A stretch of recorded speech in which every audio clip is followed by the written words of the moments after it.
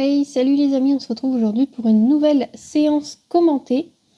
Donc c'est une séance avec Garnet pendant laquelle je m'étais fixé un peu comme objectif de travailler sur les transitions du trot vers le galop en gardant la mise en main, la stabilité de la nuque.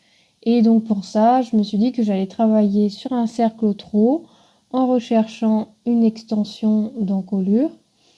Bon, il descend pas très bas, mais je cherche à avoir au moins la nuque au niveau du garrot. Et à partir du trot, demander le départ au galop. Donc évidemment, quand on veut conserver la mise en main, c'est plus facile de commencer par le faire dans les transitions trot-galop que de le faire dans les transitions pas galop. Simplement parce que au plus on ralentit l'allure, au plus ça demande de la force et de l'équilibre au cheval pour partir au galop. Et c'est justement pour s'équilibrer que le cheval remonte sa nuque et se met à l'envers comme on a vu là au tour précédent.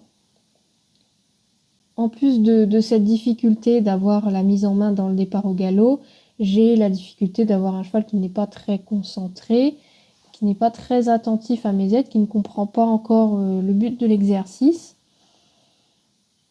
Et donc quand je place mes aides pour avoir un départ au galop, je n'ai pas toujours le départ au galop que je veux. Et dès que je reviens au trot, je cherche à le faire descendre. Et dès qu'il est en bas, je demande le départ au galop, mais on voit que des fois, ça ne suffit pas toujours.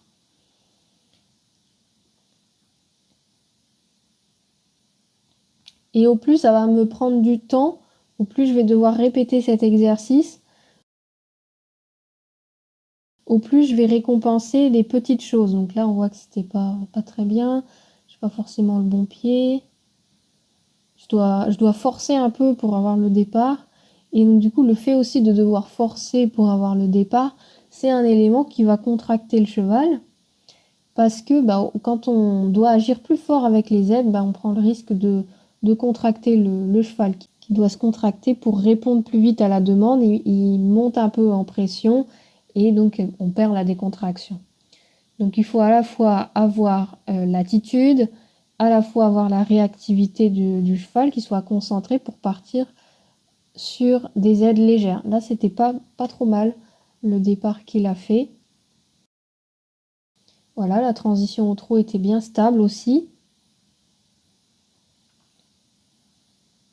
Là il s'est un petit peu trop ouvert.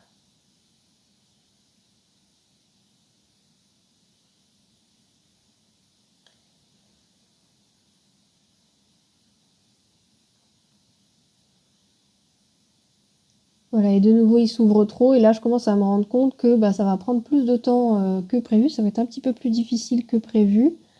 Et donc, je sais qu'au prochain qui est assez bien, je vais récompenser. Donc, évitez aussi de faire les départs toujours au même endroit. Donc, celui-là, il était pas mal.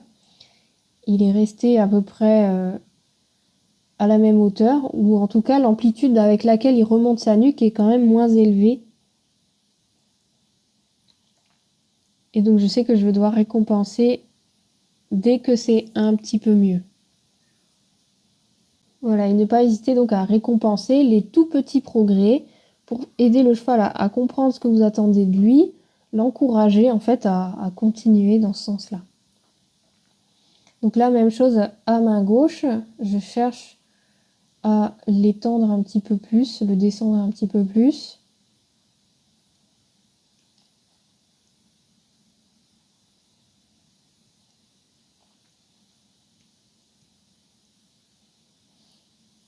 Voilà, on a vu que dès qu'il a descendu un petit peu la nuque, j'ai demandé le départ au galop. Entre-temps, il s'était un tout petit peu remonté.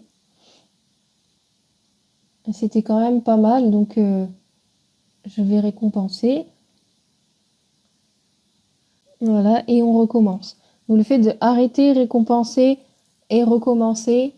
Donc finalement, on est sur les principes de demander peu, recommencer souvent et récompenser beaucoup. Et donc même chose on pourrait faire le même travail sur la transition descendante en cherchant à avoir un cheval qui garde la même attitude du galop pour revenir vers le trot. Donc là, on voit que en général dans la transition descendante, c'est toujours plus facile, parce que c'est plus difficile pour le cheval de garder une attitude stable.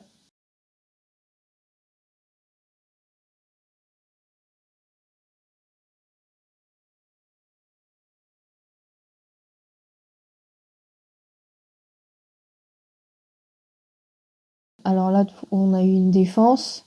Donc du coup, on ne demande pas le départ au galop tant qu'on a la défense. La transition, alors là, il y a une incompréhension dans les ailes. Je lui demande de repasser au trot, il s'arrête. Je lui demande de repartir au trot, il part au galop.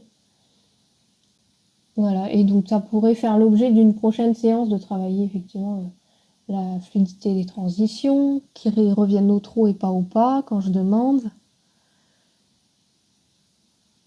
Et donc ne pas demander toujours les départs au même endroit, parce que sinon il va commencer à anticiper et il va se contracter quand on va arriver sur la zone où il sait qu'il va y avoir le départ au galop.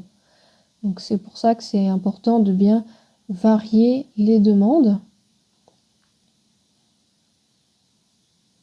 Donc là c'est ce que je me suis dit, c'est pour ça que j'attends un peu.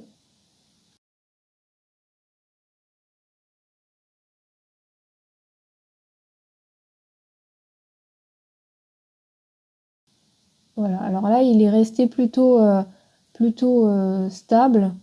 Il a un petit peu remonté la nuque mais sans s'ouvrir, donc c'était bien, donc j'ai récompensé. Et je continue le même travail à l'autre main. Jusqu'à ce que j'ai plus souvent des départs corrects. Là, j'ai demandé une transition au trot et en fait, il a pas vraiment compris. Il rassemble un peu le galop. Donc, j'ai maintenu ma demande jusqu'à avoir le trot.